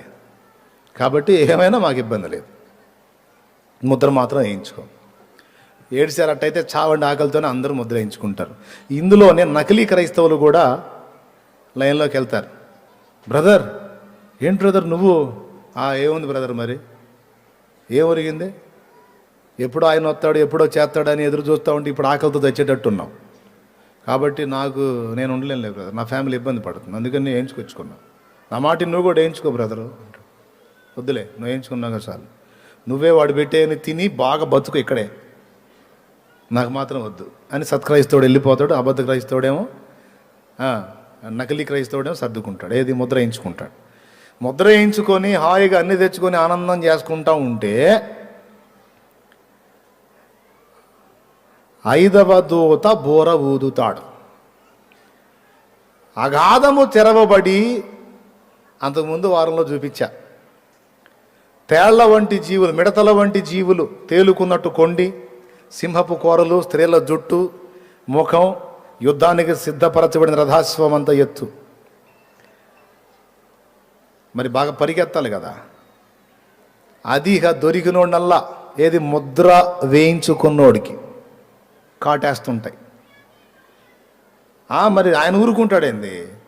తన ప్రజలను అంత్య అబద్ధ క్రీస్తు ఒక పక్క ఇబ్బంది పెడుతుంటే, ముద్ర వేయించుకోమని బలవంతం చేస్తుంటే, ఆల్రెడీ వేయించుకున్న వాళ్ళకి ఇక మూవీ స్టార్ట్ అయింది. ఇక ఎవరికైతే ముద్ర ఉందో ఆ ముద్ర వేయించుకున్నోడిని 5 నెలల వరకు బాధించడానికి వాటికి అధికారం ఇస్తాడు దేవుడు. అగాధంలోంచి వస్తాయి, విచిత్రంగా వస్తాయి. న్యూస్ హల్చల్ చేస్తుంటుంది అనమాట. ప్రపంచాన్ని వణికిస్తున్నటువంటి వింత జీవులు ఎక్కడి నుండి వచ్చాయో ఎవరికి సమాచారం లేదు. ఎటు ప్రక్క నుంచి ఎవరిని ఎలా కుడతాయో అర్థం కావట్లేదు, ఎలా కాటేస్తాయో అర్థం కావట్లేదు. అంటానే ఉంటాడు, ఒకటేసిపోయింది. ముద్ర వేసుకున్నాడే కదా ప్రసంగం చేసేది. అంటానే ఉంటాడు, ఏటో పక్క నుంచి ఒకటో చేసిపోయింది. ఇక నాకు ఇది బహు బాధగా ఉంది, ఇప్పుడు నేనేం చెప్పలేను, నేను పోతున్నాను, పోతాడు వాడు. ఎవడు దేవుని ముద్ర ఉన్నవాడినేమో, దేవుని ముద్ర ఉన్నవాడినేమో సైతాను శోధిస్తుంటే, వాడి ముద్ర వేయించుకున్నటువంటి వ్యక్తులనేమో దేవుడు శ్రమకు అప్పగిస్తాడు. 5 నెలలు అది కుట్టి బాధపడ్డానికి. కుట్టడం అంటే కాటు, దాని పేరు మిడత అన్నాడు, కానీ మిడత కాదు. స్త్రీల జుట్టు, సింహపు కూరలు, అందాక ఫోటో వేసాడు దాని మీద. ఆ భయంకరమైన ఆకారం, తోక, సర్పంలాగా ఉంటుంది, దానికి తోక కొండి టచ్ చేస్తుంది అంతే సైలెంట్గా. ఇక కుయ్యో ముర్రో. ఆ దినములలో మనుషులు చావాలని ఆశపడుదురు కానీ మరణం వారి యొద్ద నుండి పారిపోవును. అది అలా ఉంటుంది దాని ఆకారం, అలా ఉంటుంది దాని ఆకారం, అలాగ వచ్చేస్తుంది, టచ్ చేస్తుంది, ఇక అంతే కుయ్యో ముర్రో. తేలు గుట్టినప్పుడు బాధ ఎంతమందికి తెలుసండి? చేతులు ఎత్తండి, తేలు చేత గుట్టించుకున్నోళ్ళు సరిగ్గా చేతులు ఎత్తాలి. బాగుందా? భయంకరమైన నొప్పి కదా. ఇలాగా 5 నెలలు వీళ్ళకి టార్చర్. వాడు కూర్చోలేడు, నిద్రపోలేడు, పండుకోలేడు. ఎత్తైన కొండరాయి చూసుకొని దూకుతాడు చచ్చిపోతామని, ఆ బాధ తట్టుకోలేక కాళ్ళు చేతులు మొత్తం పచ్చడైపోయి బతికే ఉంటాడు. ఈ బాధ కాక మళ్ళీ అదనంగా ఆ బాధలో వాడిని హాస్పిటల్లో తీసుకెళ్ళి చేర్చి వాడికి అన్ని ట్రీట్మెంట్ చేసేవాడు కూడా ఉండడు. వాడికి అలాంటి ప్రయోగాలు చేస్తూ ఉంటుంటే వాళ్ళకు కూడా పడతాయి కాట్లు. వాడు అన్ని కట్లు కట్టుకొని కూర్చుంటే మళ్ళీ ఒకటో చేసిపోయి. ఇది జోక్ కాదు, నిజంగా జరగబోతుంది. ప్రకటన గ్రంథము 9వ అధ్యాయము 5వ వచనం నుంచి ఒకసారి గుర్తు రాసుకోండి, ఇంటికి పోయి చూసుకోండి, ఉంటుంది. నిజంగా జరగబోతుంది, రియల్. మొన్న ఆ మధ్య పాకిస్తాన్ వైపు నుంచి మిడతలు వస్తానని చెప్పి వచ్చింది కబురు, తెలుసా? ఎటువైపు నుంచి? రాజస్థానా పాకిస్తానా? రాజస్థానా ఏదో ఒకటి చెప్పు. పాకిస్తాన్ నుంచి రాజస్థాన్కి వచ్చినాయంట. అవి మనకు కూడా వస్తాయని భయపడ్డారు. పొలం మీద పడ్డాయి అంటే ఆకు మిగలటల్లా. నిజమా కాదా? అది యాజ్ ఇట్ ఈజ్గా అలాగునే వచ్చేస్తాయి, ఎక్కడ వచ్చేస్తాయి, వచ్చి ఇదంతా జరుగుద్ది. ఈ విధంగా 3.5 సంవత్సరాలు వాడు సంఘాన్ని ఇబ్బంది పెడితే ఆ 3.5 సంవత్సరాలు రకరకాల ప్రతికూల పరిస్థితులతో దేవుడు ముద్ర బ్యాచ్ని, వాడి ముద్ర వేయించుకున్న వాళ్ళకి చూపిస్తాడు. పట్టపగలే నక్షత్రాలు. అయితే అటుంచు, వీళ్ళు అడుగుతుంటారు, అయ్యా క్రీస్తు ప్రభువా, నువ్వే కదా దేవుడివి, నీ అనుమతి లేకుండా ఎక్కడి నుంచి వస్తున్నాయి, ఎలా కొడుతున్నాయి, ఏదైనా నేను చూసుకుంటాను, నేను చేస్తాను అన్నావు కదా, ఏంది మాకు ఈ బాధను అడుగుతుంటారు. వాడికి అర్థం కాదు, వాడికి తెలుసు ఏం జరుగుతుందో, దేవుని దగ్గర నుండి ఉగ్రత వస్తుందని. వాడేదో మాటలు చెప్తాడు, ఇదంతా కుట్ర జరుగుతుంది, నేను చేస్తాను అంటుంటాడు. ఏం చేస్తాడు? ఇలాగా 3.5 సంవత్సరం వ్యవస్థ జరుగుద్ది అన్నమాట. ఆ 3.5 ఏండ్ల కాలంలో సంఘము ఘోరముగా అంత్య అబద్ధ క్రీస్తు చేత ఇబ్బందులు ఎదుర్కొంటుంది, అయినా దేవుని చేత కాపాడబడుతుంది. ఓకే, ఇశ్రాయేల్ జనాంగం ప్రత్యక్ష గుడారపు తాలూకు నమూనా వేసుకొని బలిపీఠం నిర్మించి అనుదిన బలి అర్పణ మామూలుగా జరిగిస్తుంది. 3.5 ఏండ్ల ముగింపులో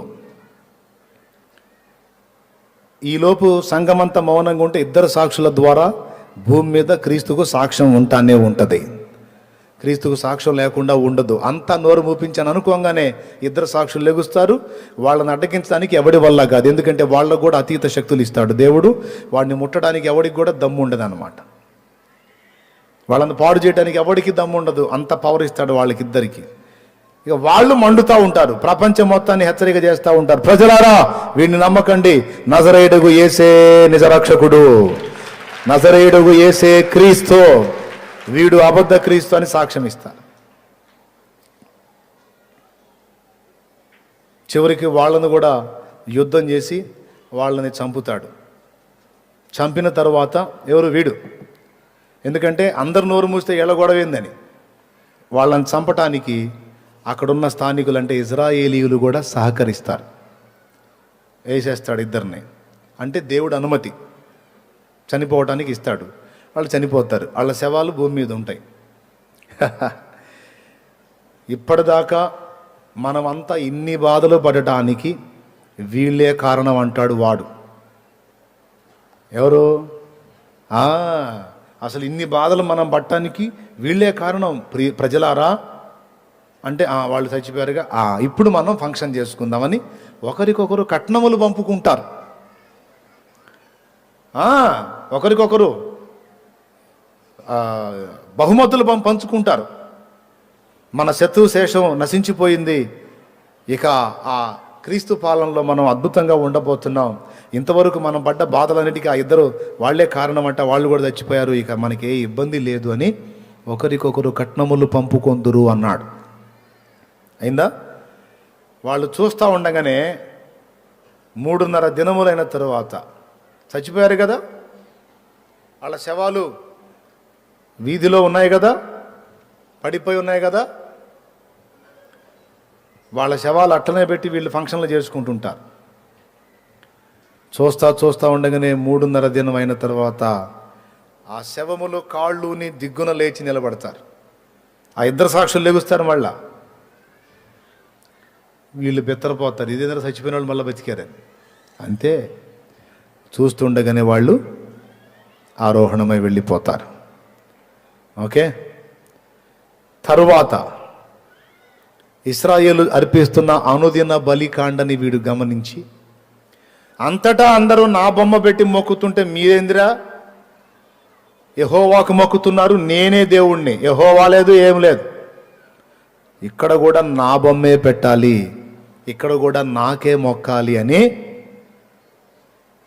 హలో, అతి పరిశుద్ధ స్థలమందు హేయ వస్తువు అంటే వాడి విగ్రహము నిలపబెడతాడు. ఆ విగ్రహం ఎప్పుడైతే నిలబెడతాడో కథమిక అయిపోయింది. అప్పుడు కడబోరం రోగుద్ది. అంతకుముందు 6 బోరలు రోగుతాయి. ఒక్కొక్క బోరం రోగినప్పుడు ఒక్కొక్క సంభవం. 5వ దూత బోర ఊదినప్పుడు మిడతల వంటి జీవులు బయటకు వచ్చిందని చెప్పాగా, తర్వాత 6వ దూత బోర, తర్వాత వీడు ఎప్పుడైతే ఇశ్రాయేలు ఆరాధించే ప్రత్యక్ష గుడారం అతి పరిశుద్ధ స్థలంలో వీడి విగ్రహం పెట్టిస్తాడో, ఆ విగ్రహాన్ని లోపలికి తీసుకెళ్తా ఉంటేనే దూత బోర పట్టుకుని రెడీగా ఉంటాడు. ఎప్పుడైతే వాడు అక్కడ దాన్ని నిలుపుతాడో అప్పుడు గంభీర స్వరంతో అని మోగింది బోర. అది ఎప్పుడైతే మోగిందో ఇక భూమి మీద ఉన్న పరిశుద్ధులు ఎవ్వరికి కనపడరు. ఇక సంఘం ఎత్తబడుద్ది.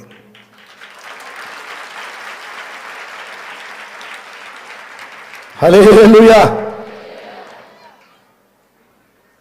సంఘం ఎత్తబడిపోద్ది. ఇక మొత్తం ఎక్కడ సార్వత్రిక సంఘం మొత్తం పరిశుద్ధులు, యేసుక్రీస్తుని సొంత రక్షకునిగా అంగీకరించి మారు మనసు పొంది బాప్తిస్మం పొందిన పరిశుద్ధులు అందరూ ఎత్తబడతారు. ఎక్కడికో తెలుసా?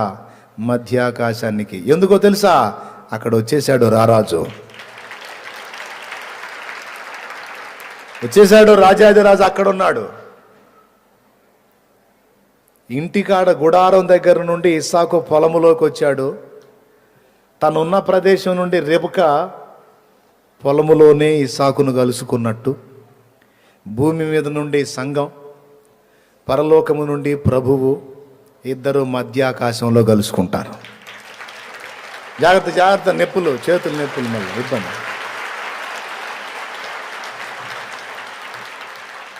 హల్లెలూయా. ఇద్దరు కలుసుకుంటారు,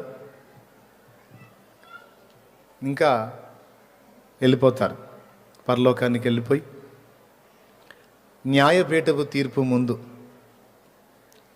అర్థమైందా ఏంటి? తీసుకెళ్ళగానే సన్మానాలు కాదు, ఎవరెవరు ఆయన కొరకు ఎంత త్యాగం చేశారో, దేవుని భక్తి ఎలా చేశారో, ఏం సంగతి, వాట్ ఈజ్ వాట్ అంతా డిస్కషన్ జరుగుతుంది.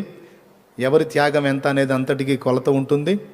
దేహంతో జరిగించిన వాటి ఫలితం, మంచివైనా సరే చెడ్డవైనా సరే, అన్నిటి ఫలితం పొందినట్లు అక్కడ జడ్జిమెంట్ జరుగుతుంది. న్యాయపీఠపు తీర్పు అంటారు దాన్ని. ఆయన అక్కడ కడబోరం రోగగానే, వినండి, కడబోరం రోగగానే యేసుప్రభు అక్కడ ఉంటాడు కదా, పరదైస్ ఓపెన్ అవుతుంది. ఆల్రెడీ క్రీస్తు యేసునందు విశ్వాసం ఉంచిన వాళ్ళు, యేసుని ఎరగకయే మనస్సాక్షిని అనుసరించి బ్రతికినటువంటి వ్యక్తులు, వాళ్ళ ఆత్మలు అక్కడ ఉంటాయి. వాళ్ళందరి ఆత్మలు అక్కడి నుంచి బయలుదేరతాయి. ఇక్కడి నుండి వారి శరీరములు పాతి పెట్టబడ్డాయి, మట్టిలో మట్టిగా కలిసాయి కదా. ఆ చనిపోయిన సమాధులు, చనిపోయిన వ్యక్తులున్న సమాధులు తెరవబడి ఇక్కడ నుండి శరీరాలు లెగుస్తాయి. పరదైసు నుండి ఆత్మ వస్తుంది, ఈ శరీరం ఆ ఆత్మ రెండు మిక్స్ అయిపోతుంది, యేసయ్య ముందు నిలబడతాయి. ఫస్ట్ మృతులు లెగుస్తారు కడబురం రోగినప్పుడు. తర్వాత ఒకవేళ మనం ఆయన రాకడ వరకు చచ్చిపోకుండా బతికుంటే, కాస్త తల నరిసిపోయి అయినా సరే బతికుంటే, రెప్పపాటులో మొత్తం మార్పు నొంది మన మృతులు ముందు లేచిన తర్వాత, మనాళ్ళు కొంతమంది నిద్రించారు కదా, ఇప్పుడు మీ బంధువులు కానీ మీ సన్నిహితులు కానీ మీ కుటుంబ సభ్యులు కానీ ఉన్నారు. మా నాన్న ఉన్నాడు, నిద్రించాడు ప్రభునందు, ముందు మా నాన్న లెగుస్తాడు. తర్వాత నేను ఒకవేళ అప్పటిదాకా ఉన్నాను అనుకో, నేను మార్పు చెందుతా. ముందు మృతులు సజీవులుగా లెగుస్తారు, తర్వాత మనం మార్పు చెంది వారు మనం కలిసి ప్రభు ముందు ప్రత్యక్షమవుతాం. ఈ ఘట్టమంతా కూడా నిమిషములో ఒక రెప్పపాటు అన్నాడు. ఏదో ఒకసారి రెప్పగొట్టండి, అంత టైంలో అసలు ఏముంది అక్కడ? పరదైసు నుండి ఆత్మ రావటం, భూమి మీద నుండి శరీరం మహిమ శరీరంగా, మళ్ళీ ఈసారి లేచే శరీరం మట్టి శరీరం కాదు, మహిమ శరీరం.